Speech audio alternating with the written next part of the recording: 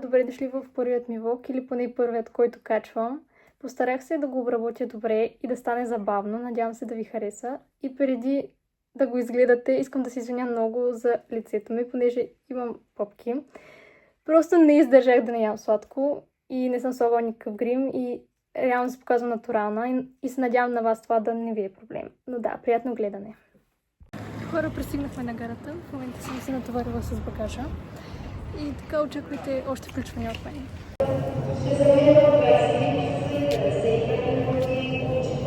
Тук малко позирам, няколко секунди след това баба ми се цъпна главата. Ще да бъде забавно, сори не го снимах.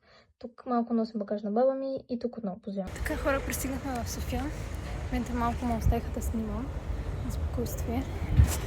Да, малко ме чака, така че ще побързам. Стидах само да снимам тая красота зад мене. И така. Здравейте хора, тук ще се събудих. Или поне преди 20 минути. Но да, това е положението. Взеха ми попки, трябва да ги скрия, понеже сега ще съм на кастинг. Онлайн кастинг, понеже не съм във Варна, както казах. Ще видим какво ще стане. Ще правя апдейти. И ще разбера дали ще ходя в София и така. Тук отново позирам и както си знаех, не ме одобриха на кастинга и не няма да ходя в София.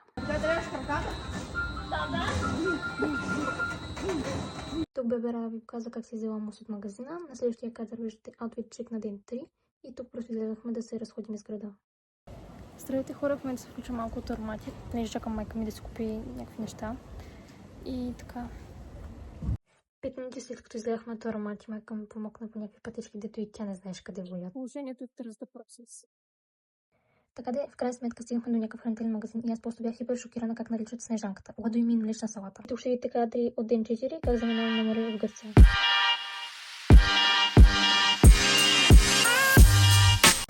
Така хора, пристигнахме в Гърция след 2-часово пътуване някъде из някакви гадни пътища. И така, беше много голямо мъчение, обаче пристигнахме и сега се наслаждаваме на морето. Тук с братовчет ми си купихме безфрен гривнички от този човек на плажа. Атракцията. Така хора, буквално тук ще приключва плажа, там пък ме чувате, но като цяло водата беше топла. В началото даже беше много студено обаче на плажа, даже бях настръхнала. Но много си на водата, много питко. Не е как във Варна, само това ще кажа, във Варна ми е по-любим плажа. Или поне съм свикнала просто на Варненското море.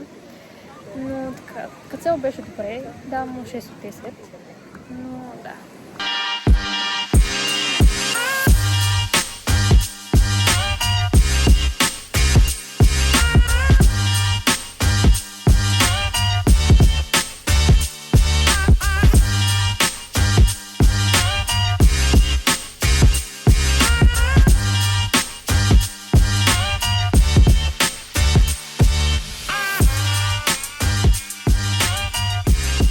И тук пристигнахме на Рупите до къщата на баба Ванга. Аз като цяло не знам за кой път ходя, но всеки път оставам приятно впечатлена от това колко е спокойно и красиво мястото. Личи си, че е поддържано, както можете да видите от кадрите. И ако не сте ходили, силно ви препоръчвам да отидете. А сега ви оставам да се насладите на красотата на мястото.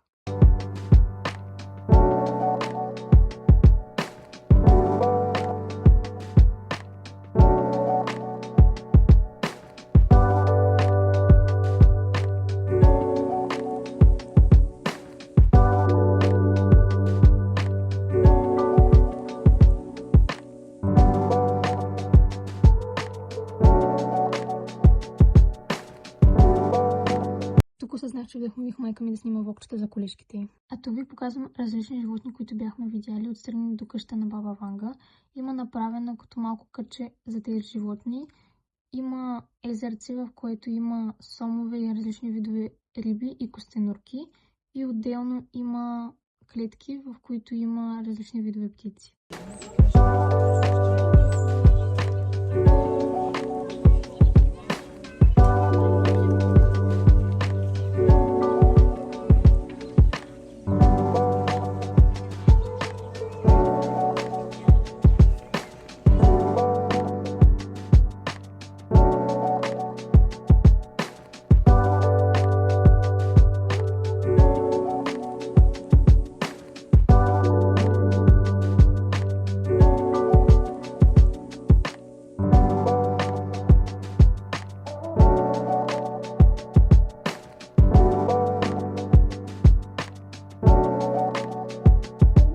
тези риби просто щях да си избият за едно парче хляб.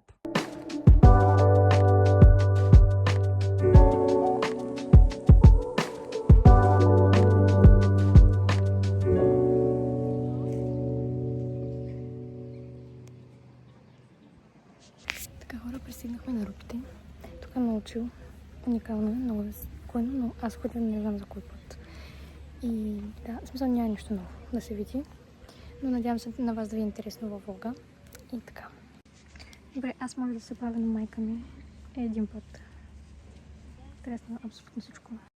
И тук с един ми дядо чакахме майка ми да сканира един QR код 20 минути. И тук просто може да видите отчаянието на лицето ми. Малко включване от колата. В момента е отворена даже вратата, понеже пуснах и пред топото. И да, малко ме оставиха. Аз реших да остана в колата, понеже исках да ям. Понеже не бях закусвала, яда баница. Но да, те отидаха в Параклиса, ето там. Аз реших да си остана тук в колата, просто защото малко ме мързи. Да отида, ай като цяло не мисля, че е нещо, кой знае какво. Те отидаха така ли, че само за снимките и да, ще се върнат след малко. 20 minutes later. Буквално седя от 10 минути, даже 15 и ги чакам. Казаха, че няма да спират на Параклиса, а само ще направят снимки. Смисъл, даже просто ще минем там и мама каза, че ще направи снимки. Чакам ги 15 минути. В тази жега, смисъл, отворена е даже вратата, както бях показал в предния кадър. Но е хипер топлото. Смисъл, 35 градуса е тук, хора, умирам. Направо се пържа жива. И уникалната гледка, която ни посрещна, когато се връщахме към Петрич. Да, буквално. С момента не оставиха. Ами да водим спирката на Влад Петрич. Да, буквално. С един автобус дето минава тук, защото няма автобуси. Това не е Варна, както се казва. Да, нали? Малко ви снимам кадър от автобуса. Тук отиваме към село Ключ при роднини.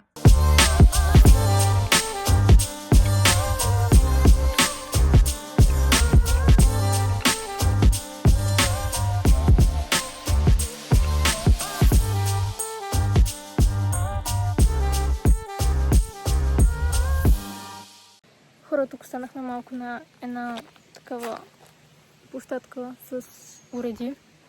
И бълчето ми се прави на мъж в момента и се качва горе на това. Или да не се хвърли само долу в пропастта. И така. Сега скачаме. Да. На къде скачаш? Се приби накрая. О, вау. О, вау.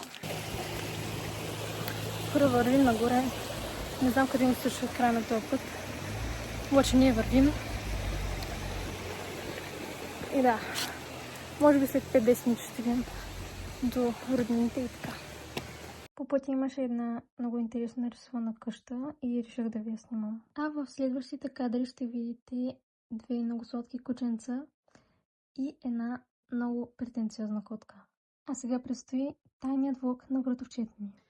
Така, здравейте хора, сега сме взела на Рая Костадинова телефона и сега ще правим тайн влог поне 2 минутки.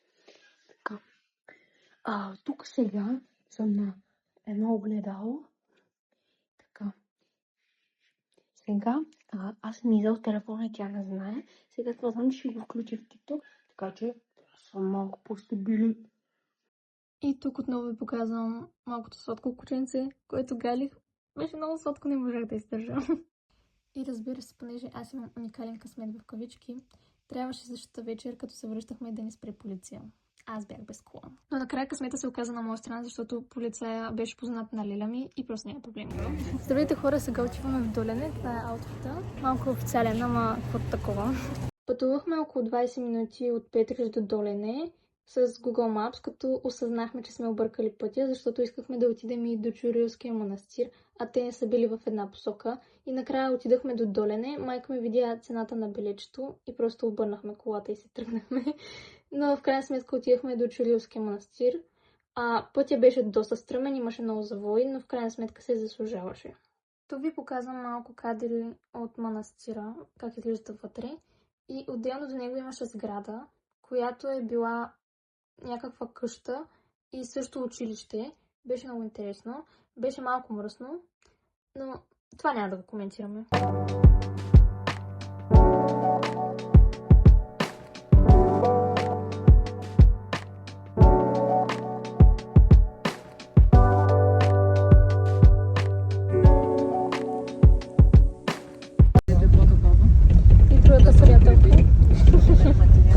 часа след като се върнахме от манастира, станах свидетел на сватба пред блока. Беше много рандъм, но да. Тук ни стана малко емоционално, защото разглеждахме стари снимки. Пред последния ден седем, отново ви показвам аутфита ми, като той не е нещо кой знае какво. Хора, любимото ми е да ме оставя да изсвалям боклука. И сега отново отиваме на гости. За трети път. Днес. Просто няма да ме оставят сама. В смисъл не, че не може, не, че аз не искам някога да ме оставя сама, но просто няма как да бъде. И идва малкото мъча. Социализирането понякога. Ама ще се издържа. Още няколко дена съм тук. И така. И тук видях бяло гълъбче, но забравих какво беше поверието. И отидохме за трети път на гости, както ви казах, и ни посрещна този много сладък котарак, който нямах търпение да погаля. След това видях, че имат ново куче. Естествено и него трябваше да погаля. И като се обърнах настрани, видях цяла гвардия от бебета котенца и умрях от сладост. Казвам ви.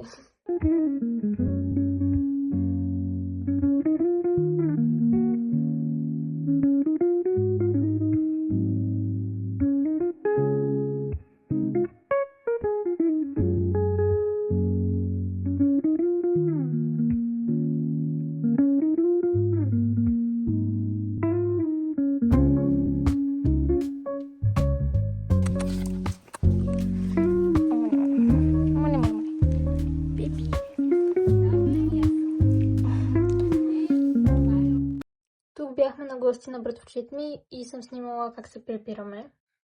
Хората не знам кой си подред. Това е аутфита за днес. Малко се повтаря. Вероятно сте видяли кадри с него преди това. Но да, пак сме на гости. И цял ден пак сме на крак, както се казва. И направо ми се гръмна. Хора, буквално бяхме в един хранителен магазин. И понеже аз постоянно се оглеждам около и забелязах, че има парфюми, има арабски парфюми, има два от любимите им парфюма. Огледах ги всичките като цяло, за да видя дали ще се хареса някой друг, но си останах с тези двата, като фаворити. И цените са им двойно по-ниски. От Варна, буквално.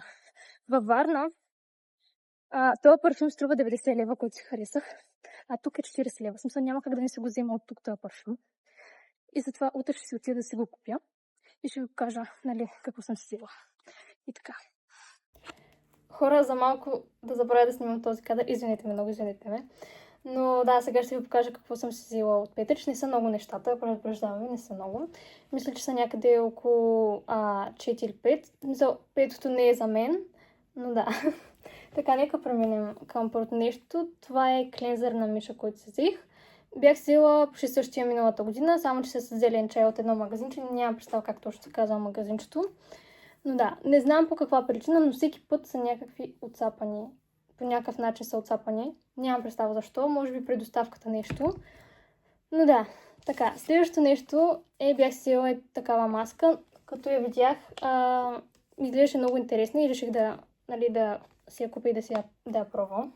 Не мога говоря, съжалявам. Но да, във Варна не съм виждала такава, затова реших да си я взема. И нямаш как да мина без ценно скрънчи. Просто винаги ги ползвам и така. И нека преминем към четвъртото нещо, което се взех за мен, а именно парфюма. Този арабския, който си бях харесала. Бях го гледала в Лили във Варна, но както разбрахте от предния кадър, беше на половин цена, затова просто нямаш как да не си го взема.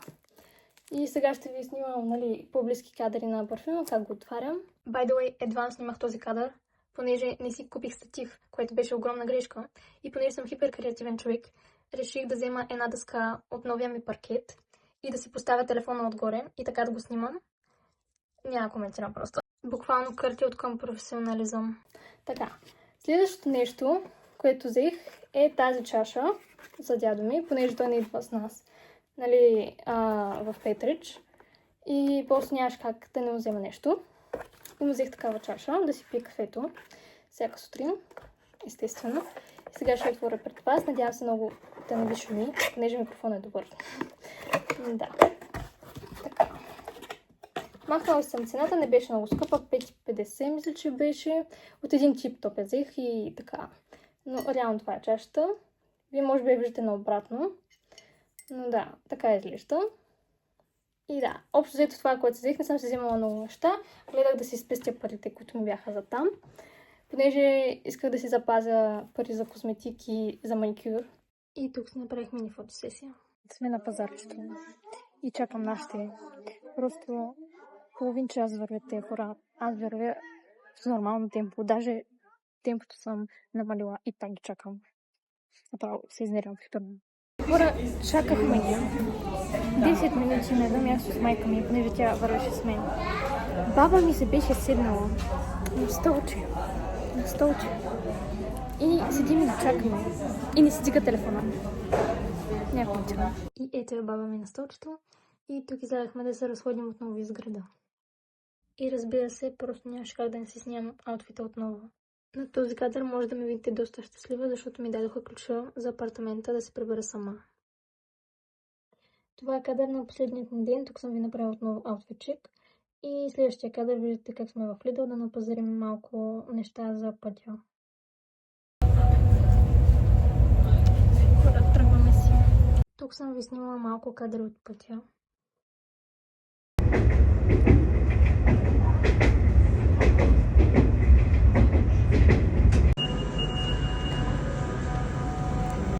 Хора, отново сме в София за 1 час. И най-после пристигнахме във Варна, благополучно. И тук съм снимала кадър на баба и дядо в гръб, как носят сака на баба. Бяха много сладки. Хора, извинете ме за рошната коса, но тук ще пристигнахме. Отново на Тварни и така влога приключва до тук.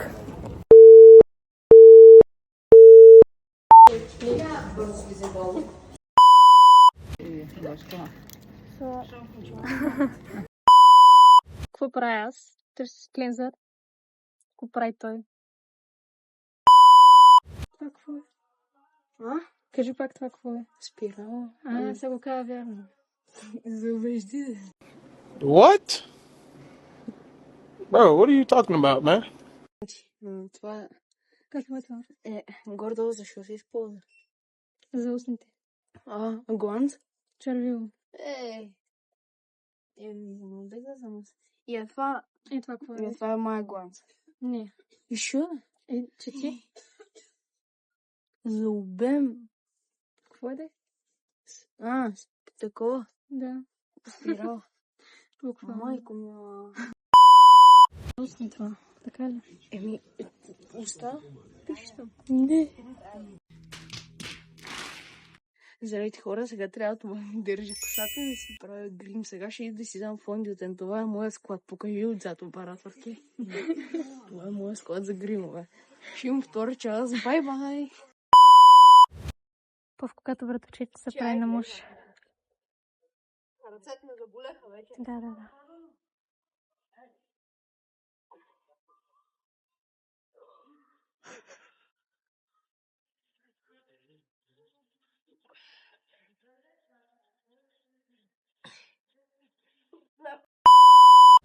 Аз ще изпосера, ако да ги пуша. Те няма го включа. Да. Да. Арая машина, хора. Може да сложа гафове, знаеш ли? Не знаеш какво са гафове?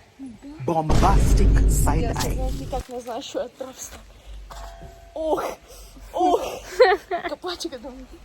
Това ще ти издръфта. В гафа по-точно. Гафа, как не знаеш какво е? Това е... Всеки го знае какво е това. Как са дупи, гледайте. Гледайте. Много зумна така, ама да. И здравейте. Гати маймуната. It was at this moment that he knew. Гошко би лайк. Така, хора, в момента отиваме в Чулевския манастир. Това е аутфита ми. Абе, ти не можеш да... Моята приятелка. Ти отива приятелка. Кажи пак. Какво? За това за жените. За жените, да биеш жени, това е долното нещо. Смисъл, това е моето мнение, да биеш жени. Значи мъж, ако бие жена, това директно означава, че той не е мъж. Така. Това е най-долното нещо, да вземеш примерно, да ти е изневерило гаджето или мани да е изневери, нещо да е просто да е направил нещо грешно и да почнеш да го биеш. Буквално. Така. И какви Това са тия мъже? може да са съм тия- на 12 години, ама имам поне малко в главата и никога няма да ударя момиче. Браво. Ай, гайс! И другото, какво беше изречението, да ти прочетох? Че всички момчета, които ударят жени, са най-големите. Да кажеш ли дума? Да. Ай, хора, и само да кажа нещо друго.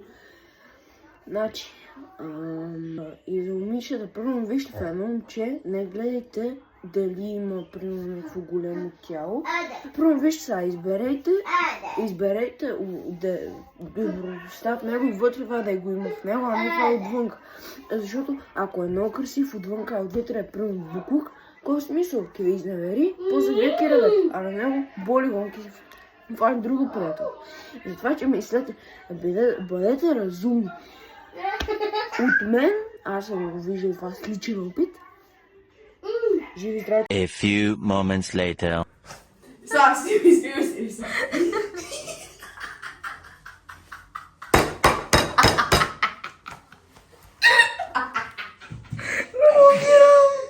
И се дома виждали ли сте? Снимаш ли ме, момиче?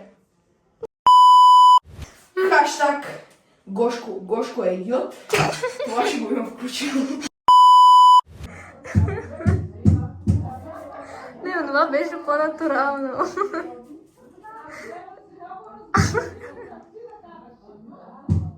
Менталното ми състояние в училище би лайк. Става ми червено, зумни. Сече дива. Здравейте, хора, това ще го включваме в гафовете.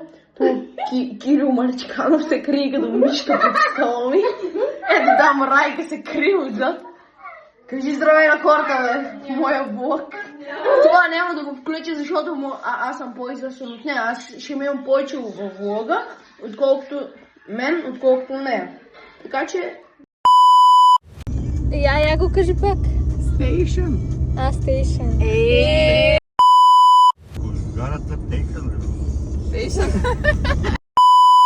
Хора, това е краят на влога и се надявам да ви е било приятно гледането.